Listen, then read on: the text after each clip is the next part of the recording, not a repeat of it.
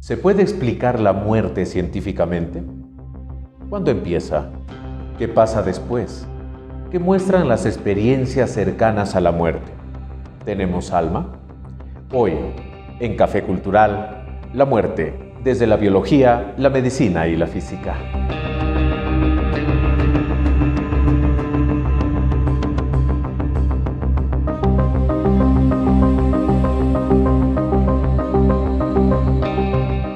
Es muy probable que la muerte sea el mejor invento de la vida. Es el agente de cambio, limpia lo viejo para dar paso a lo nuevo.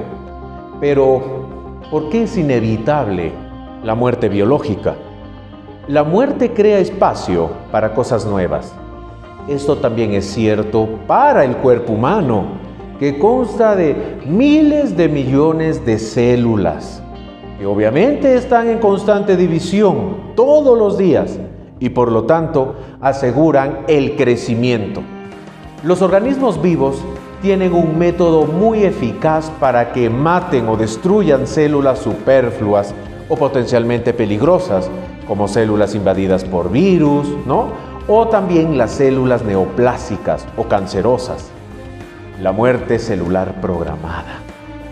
Las células viejas se reemplazan por células nuevas e idénticas. Pero esta división celular se va a ralentizar y se va a detener en algún momento. Los telómeros que se encuentran en los extremos de los cromosomas probablemente sean los responsables de este mecanismo. Si estas tapas protectoras se acortan por la división celular, finalmente no se produce más esta división. Entonces no se agregan más células nuevas y las células viejas mueren.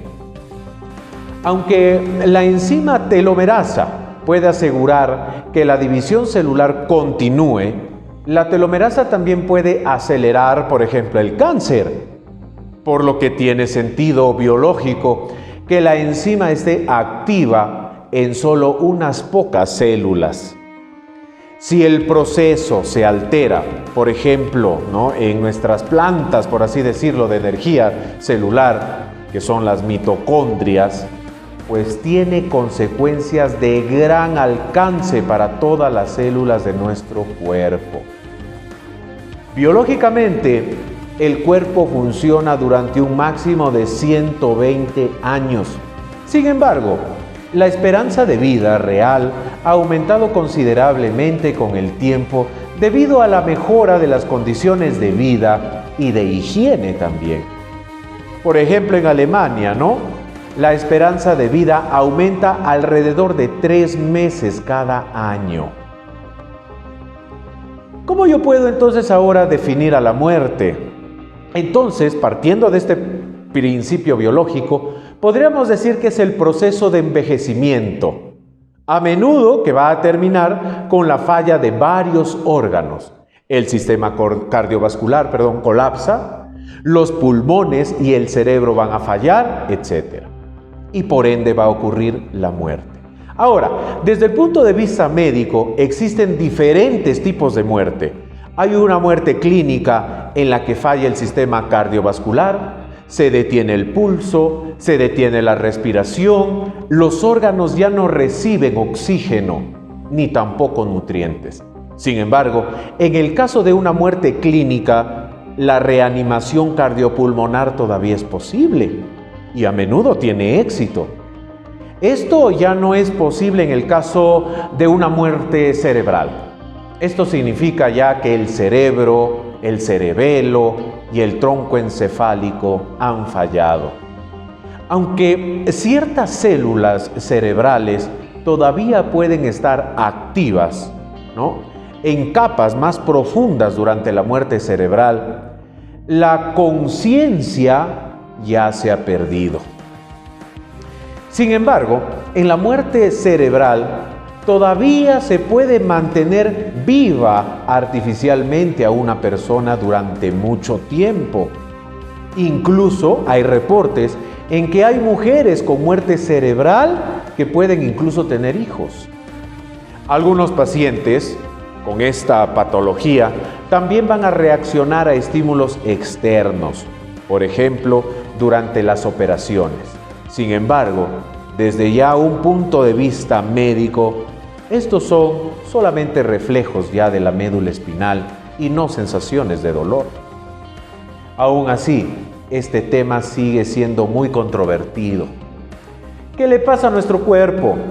Al principio, nuestros órganos pueden sobrevivir sin oxígeno y nutrientes durante un determinado tiempo.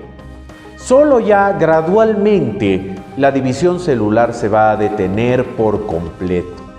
Y, obviamente, luego las células van a morir. Si han muerto ya demasiadas células, los órganos ya no pueden regenerarse.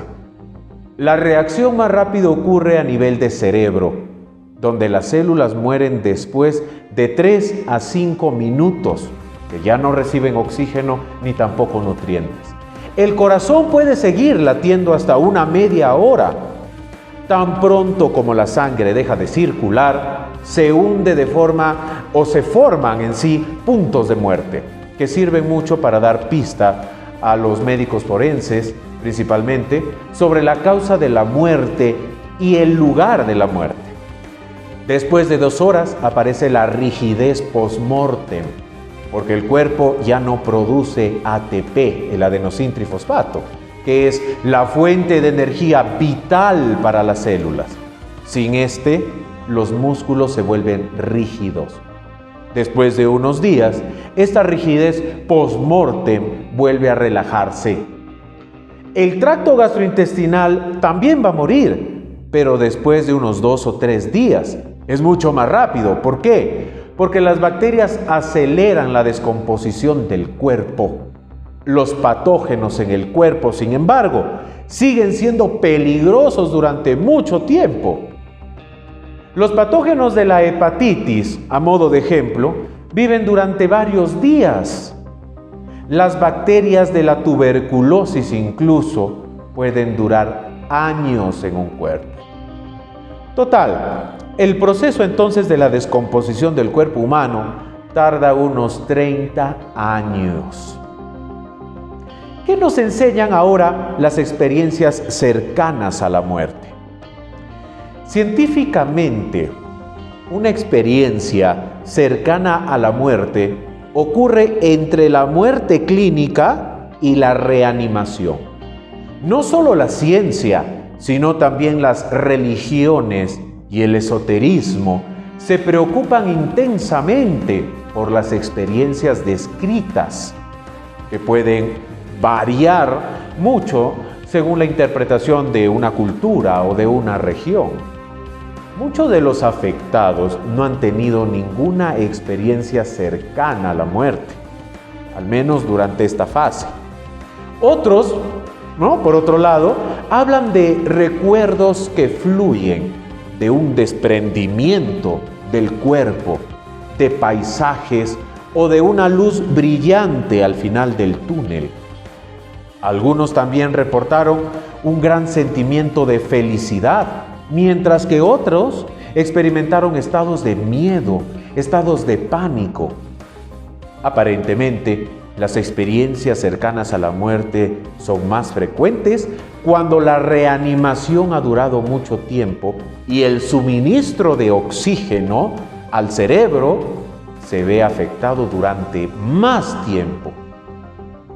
Este suministro insuficiente del cerebro afecta principalmente a los lóbulos temporales, a los lóbulos parietales del cerebro, así como también a la circunvolución angular. Es un punto, de conmutación intermedio del cerebro. Sin embargo, no está claro si las experiencias cercanas a la muerte también se originan de estos lugares. Los científicos también están investigando cómo las experiencias cercanas a la muerte podrían relacionarse con experiencias comparables en personas vivas. Algunos pacientes, por ejemplo, con migraña, también ven ciertas luces, y algunos pacientes con epilepsia también han informado experiencias extracorpóreas. De allí que nace esta pregunta, ¿no? ¿Qué tiene que ver entonces la parte de la física cuántica con el alma? No solo los teólogos y esoteristas, sino también los físicos se han ocupado intensamente de todos estos misteriosos fenómenos de las experiencias cercanas a la muerte. La base de un alma físicamente describible es el fenómeno físico cuántico del entrelazamiento. El señor Albert Einstein ya descubrió este extraño efecto, pero lo descartó como un efecto lejano, espeluznante. Según él, dos partículas entrelazadas se comportan como un par de gemelos independientemente de la distancia que existe entre estos dos, la distancia real. Si la propiedad de una partícula se determina mediante una medición, el estado cuántico de la partícula asociada también se determina inmediatamente. Hoy en día, numerosos físicos cuánticos opinan que este efecto existe realmente. Como ocurre con las partículas, existe un dualismo, y ellos los consideran ese dualismo como cuerpo y alma. Pero cuando se pregunta, ¿no?, si la física cuántica puede probar la existencia de un alma humana, se reduce a una cuestión de fe, ya sea por motivos científicos o por motivos religiosos. Coméntanos, ¿qué te pareció este tema? ¿Para ti realmente existe esta dualidad? ¿O simplemente es una mera cuestión biológica, una cuestión física? ¿O es que hay también cuestiones algo más alejadas de nuestro propio pensamiento, de nuestra propia conciencia? Házmelo saber. Estaré muy encantado de leer tus comentarios. Nos encontramos en otro episodio de Café Cultural.